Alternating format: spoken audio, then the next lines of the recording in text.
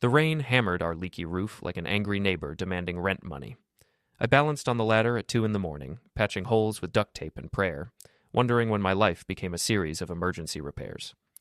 Below me, through the kitchen window, I could see Jennifer scrolling through her phone, wineglass in hand, completely oblivious to my soggy predicament.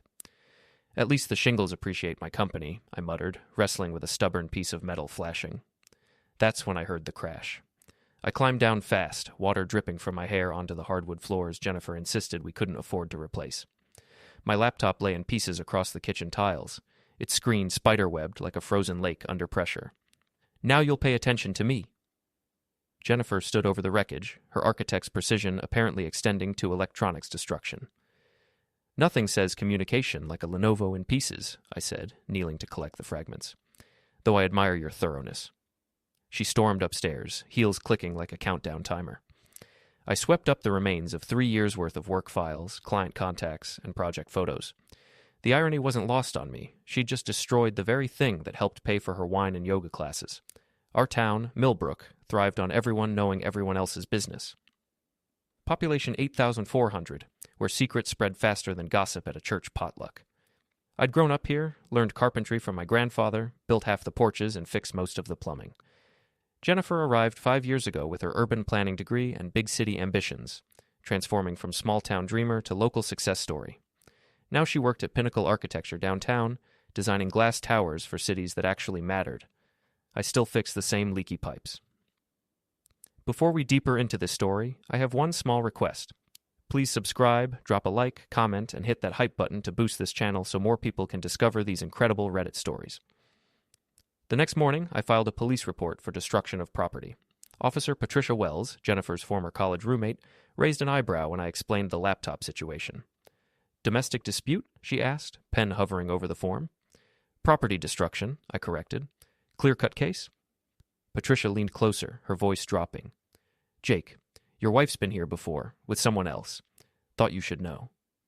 My stomach twisted, but I kept my expression neutral. Small towns bred big scandals, and apparently I'd been starring in one without knowing it. Thanks for the heads up, I managed. That afternoon, a package appeared on my doorstep. No return address, just my name scrawled in unfamiliar handwriting. Inside, a stack of photos showed Jennifer and a man I recognized. Derek Chamberlain, owner of Chamberlain Classic Cars. They were leaving the Lakeside Motor Inn, hands intertwined, looking very much like people who'd just finished something that wasn't business. A note accompanied the photos. You deserve better. Get even. I set the pictures on my kitchen table and stared at them until the sun went down. Jennifer came home late, claiming overtime on the Morrison project. She kissed my cheek like nothing had changed, like she hadn't just blown up our marriage along with my laptop. Amazon delivery? She asked, noticing the empty box. Just some replacement parts, I said, for things that got broken. The rusty anchor served the kind of whiskey that burned your throat and loosened your tongue. I'd been coming here since I turned 21, back when old Pete ran the place and the jukebox actually worked. Now his nephew managed it, the beer was colder, but the gossip remained equally potent. Heard Jennifer's doing real well at that fancy firm, said Tommy Martinez, sliding onto the bar stool beside me. Tommy ran the hardware store and knew everyone's renovation secrets. She's moving up in the world, I replied, taking a sip of bourbon. Derek Chamberlain was asking about her the other day. Wanted to know if she'd be interested in designing a showroom expansion. My grip tightened on the glass. Derek's full of interesting ideas. Man's got money, I'll give him that. Drives a different classic car every week. Must be nice. I nodded, letting Tommy talk while my mind raced. Derek Chamberlain, 42, divorced, owned the most successful car dealership in 3 counties. He specialized in vintage vehicles for wealthy collectors, the kind of business that thrived on reputation and connections, the kind of man who could offer Jennifer everything I couldn't. That weekend, the neighborhood barbecue at the Hendersons' house felt like a social minefield. Jennifer wore her new dress, the one she'd supposedly bought for client meetings. She laughed too loudly at jokes that weren't funny and kept checking her phone. Derek arrived fashionably late, driving a pristine 1967 Mustang that drew appreciative whistles from the men and admiring glances from the women. He worked the crowd like a politician, shaking hands and remembering everyone's names. Jake, he approached with a smile that didn't reach his eyes. Great to see you, buddy. How's the contracting business? Keeping busy, I said. Lots of things need fixing around here. I bet. He gestured toward Jennifer, who was discussing building codes with Mrs. Henderson. Your wife's brilliant. We've been collaborating on some projects. So I heard. Derek reached for the wine bottle near my elbow, somehow managing to knock over my beer in the process. Amber liquid splashed across my shirt and onto my shoes. Oops, he said, not sounding sorry at all. Clumsy me. The smirk on his face told me everything. This wasn't an accident. It was a message. In front of half the neighborhood, he'd just marked his territory. No problem, I said, grabbing a handful of napkins. Accidents happen, though some people seem more accident-prone than others. What's that supposed to mean? Nothing at all, just an observation about patterns. The tension crackled between us like electricity before a storm. Several neighbors had stopped talking to watch our exchange. Derek's jaw tightened. Maybe you should be more careful about observations, he said. Maybe you should be more careful about accidents. He stepped closer, close enough that I could smell his expensive cologne. Is that a threat? It's a suggestion, from someone who fixes things for a living. Derek's hand moved toward my shoulder. Whether to shove or grab, I never found out. My own hand intercepted his wrist, stopping him mid-motion. For a moment, we stood frozen in a tableau of barely restrained aggression. Gentlemen, Mr. Henderson appeared between us, beer in hand and nervous laughter in his voice. Save the wrestling for the game on Sunday. Derek pulled back first, straightening his polo shirt and forcing a smile. Just getting to know my neighbor better. Well, now you do, I said. The party continued, but the mood had shifted. People whispered in corners, phones appeared to capture any potential drama, and Jennifer shot me disappointed looks from across the patio. She left with Derek 20 minutes later, claiming he'd offered to show her some architectural magazines at his office. At midnight, I received a text from an unknown number. Your wife's friend Rebecca has been feeding information to both sides. She's playing a bigger game than you think. I stared at the message until the screen went dark. Rebecca Walsh, Jennifer's best friend since college, successful real estate agent, queen bee of local social circles. The same Rebecca who'd always treated me like Jennifer's unfortunate accessory, who made subtle comments about my potential and Jennifer's options. In this town, secrets were currency, and apparently my wallet had been empty for months. The beauty of small-town banking was the personal touch. When you'd grown up with the branch manager, when you'd fixed his kitchen sink and built his deck, certain conversations became possible. I need to protect our assets, I told Mike Peterson over coffee at his office. Separate the joint accounts temporarily. Mike had known me since Little League. He understood the code. Marital difficulties? He asked diplomatically. Let's call it financial planning. Within 2 hours, I'd moved our savings into individual accounts, canceled the shared credit cards, and set up new banking arrangements. Jennifer would discover the changes when she tried to pay for her usual salon appointment. The boxing gym on Industrial Street smelled like sweat, leather, and broken dreams. I'd been training here since high school, back when Coach Rivera still competed professionally. Now he taught kids discipline and adults how to channel their anger productively. You're hitting harder today, he observed, holding the heavy bag steady. Something eating at you? Just working through some stress, I grunted, throwing another combination. Stress is good, rage is better, but revenge? He shook his head. Revenge requires strategy. What makes you think this is about revenge? Because I've seen that look before. In the mirror, after my wife left. He stepped back, letting the bag swing. Hit them where it hurts most. Reputation, wallet, ego, in that order. That evening, I created anonymous accounts on every review site that mattered. Derek's dealership had maintained a perfect 5-star rating for 3 years. I began changing that, one carefully crafted review at a time. Nothing libelous, just disappointed customers sharing their experiences with overpriced vehicles and pushy sales tactics.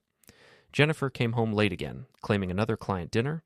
Her card had been declined at the salon. She'd called me screaming about embarrassment and incompetence. Banking error, I'd explained calmly. I'll sort it out tomorrow. She threw her purse onto the couch, frustration radiating from every gesture. This is exactly the kind of thing that makes me crazy about living here. Everything's so backwards and inefficient. Maybe you should consider other options, I suggested. Maybe I should. The next morning brought interesting news. Rebecca Walsh called, her voice dripping with false concern. Jake, I heard about Jennifer's little banking situation yesterday. How embarrassing for her. Word travels fast. You know how it is. People talk. She paused meaningfully. They're saying other things, too, about Derek Chamberlain's business troubles. I said nothing, letting the silence stretch. His online reviews have taken quite a hit lately. Strange how these things happen. Very strange, I agreed. Of course, some people might say he had it coming, all that showing off, acting like he owns the town. Another pause. Between you and me, Jake, Derek's been saying some pretty awful things about Jennifer, calling her a stepping stone, a practice wife, said it right at poker night last week. My hand tightened on the phone. Practice wife? I probably shouldn't have told you that, but I thought you deserved to know what kind of man she's gotten involved with. Rebecca hung up, leaving me with a revelation that changed everything. She wasn't just Jennifer's friend feeding me information out of loyalty. She was playing both sides, orchestrating chaos for her own entertainment. The anonymous photos, the helpful tips, the perfectly timed revelations. Rebecca was the puppet master pulling everyone's strings. I drove to Derek's dealership after dark, parking 3 blocks away and walking through the shadows between streetlights. The vintage Camaro sat in the prime display spot, Derek's personal pride and joy. A 1969 SS with original paint and a restoration that had taken 3 years to complete. Sugar in the gas tank was a myth, but paint stripper on the hood wasn't. Neither was cheater spray-painted across the windshield in bright red letters. I worked quickly, efficiently, like any other renovation project. The security cameras faced the front entrance, not the side lot. The guard made his rounds every 30 minutes. I finished with 2 minutes to spare, slipping back into the darkness as the first drops of rain began to fall. The storm would wash away footprints and blur any remaining evidence. At home, Jennifer was already asleep, her phone charging on the nightstand. I picked it up, scrolling through her messages with the password she'd never bothered to change, our anniversary date. The conversation with Derek painted a clear picture. She was completely infatuated, planning a future that didn't include me, but the conversation with Rebecca revealed something else entirely.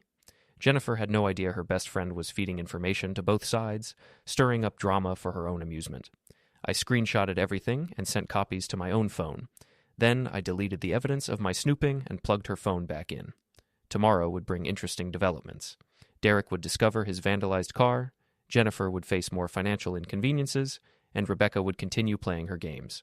But now I knew the rules. Derek's howl of rage echoed across 3 parking lots when he discovered his Camaro. I was replacing gutters 2 blocks away, but the sound carried like an air raid siren. By lunch, half the town had driven past his dealership to see the damage. The police took statements, dusted for fingerprints, and found exactly nothing useful. Vandalism was unfortunately common, they explained. Probably teenagers with too much time and too little supervision. I worked steadily on the Henderson house, listening to the neighborhood gossip network buzz with speculation. Mrs. Chen from the corner house thought it was gang activity. Bob Martinez suspected environmental activists protesting gas-guzzling muscle cars. Nobody mentioned adultery or revenge. Jennifer called around noon, her voice tight with stress. Did you hear what happened to Derek's car? Terrible shame, I said, hammering another nail with unnecessary force. Beautiful vehicle. The police think it's random vandalism, but Derek's convinced someone targeted him specifically. Can't imagine why anyone would do that. Jake. Her voice carried a warning. You wouldn't know anything about this, would you? I was home with you all night, remember? She hung up without saying goodbye. That evening, Rebecca invited us both to her real estate office for what she called a mediation session. The building sat on Main Street, all glass windows and modern lighting, designed to showcase success and prosperity. Rebecca had decorated it like a magazine spread, white leather furniture, abstract art, and a conference table that probably cost more than my truck. I thought we could discuss this situation like adults, she said, gesturing for us to sit. Jennifer chose the chair closest to the door. I took the one with the best view of Rebecca's face. What situation would that be? I asked. Don't play innocent, Jake. We all know what's happening here. Derek arrived 10 minutes late, his usual confident swagger replaced by nervous energy. He'd aged 5 years in the past week. The online reviews had cost him 3 major sales, and the vandalism had shaken his sense of invulnerability. This is ridiculous, he announced, not bothering with greetings. I don't have time for amateur psychology sessions. Sit down, Derek, Rebecca commanded. We need to clear the air. The next hour unfolded like a carefully choreographed dance.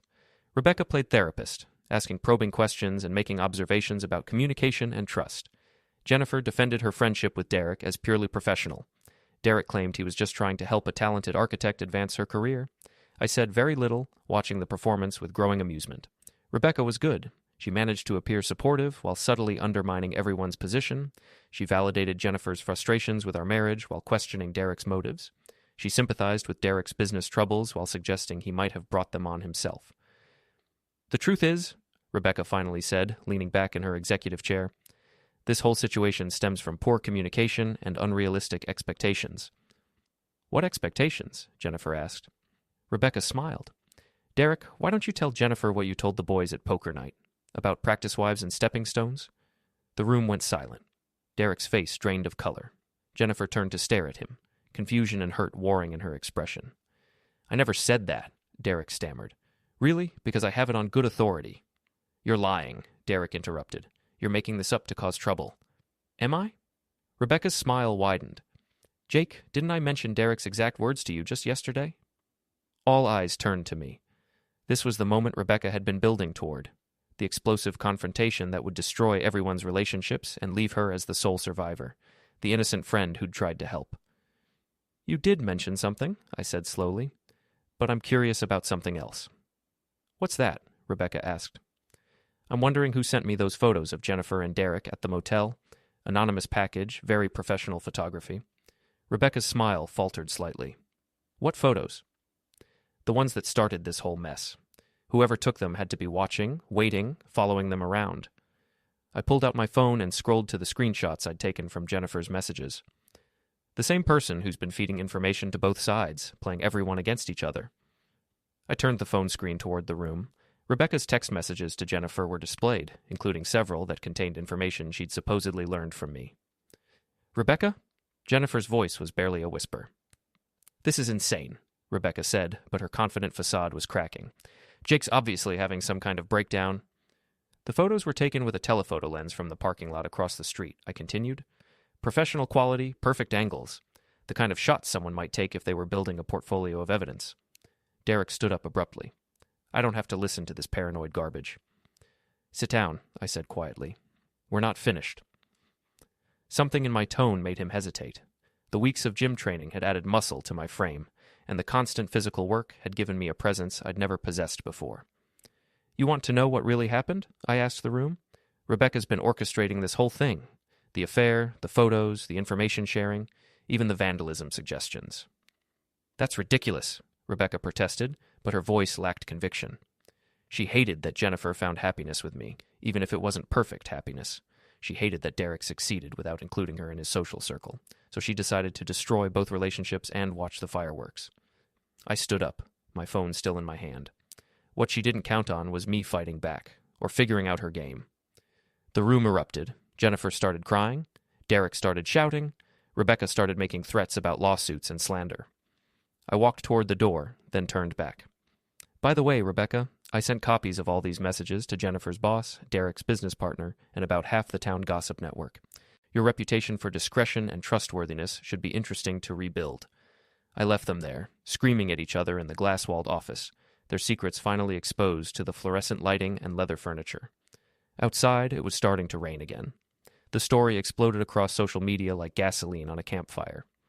By morning, everyone in Millbrook knew about the affair, the manipulation, and the spectacular confrontation at Rebecca's office. The local Facebook groups buzzed with commentary, speculation, and surprisingly support for my position. Jennifer moved out that weekend, taking her yoga mats and architectural magazines to a furnished apartment downtown. She left behind the wine glasses, the expensive coffee maker, and 3 years of shared memories that now felt contaminated by deception. I never meant for it to go this far, she said, standing in our doorway with 2 suitcases and red-rimmed eyes. Which part? I asked. The cheating or the lying? I was confused. Rebecca kept saying you were holding me back, that I deserved better. Rebecca was using you. We all were just entertainment for her. Jennifer nodded miserably. I know that now, but it doesn't change what I did. No, it doesn't. She left without asking for forgiveness, which I appreciated.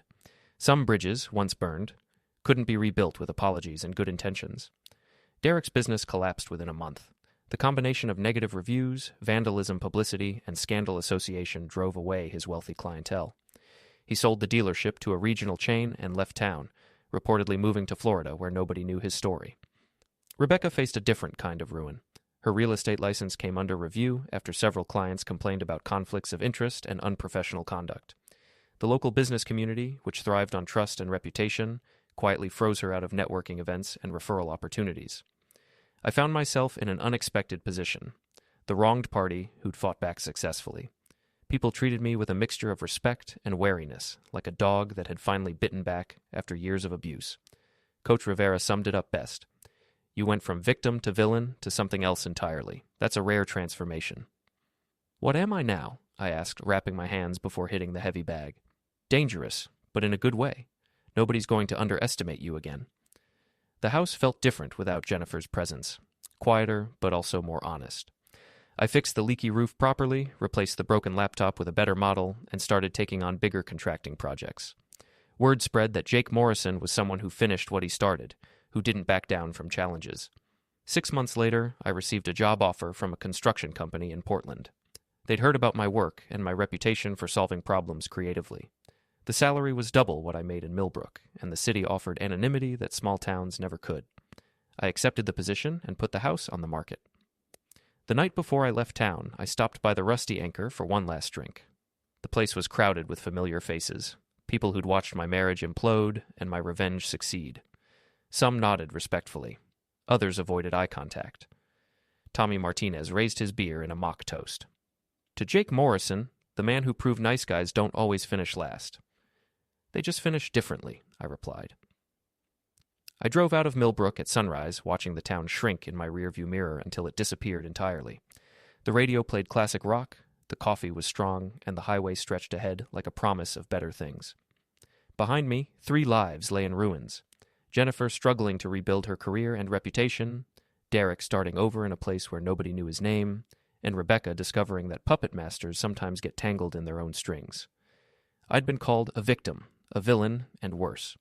But as I crossed the state line into my new life, I realized I was something much simpler and more dangerous, a man who'd learned to fight back. The rain had stopped falling, and the road ahead was clear.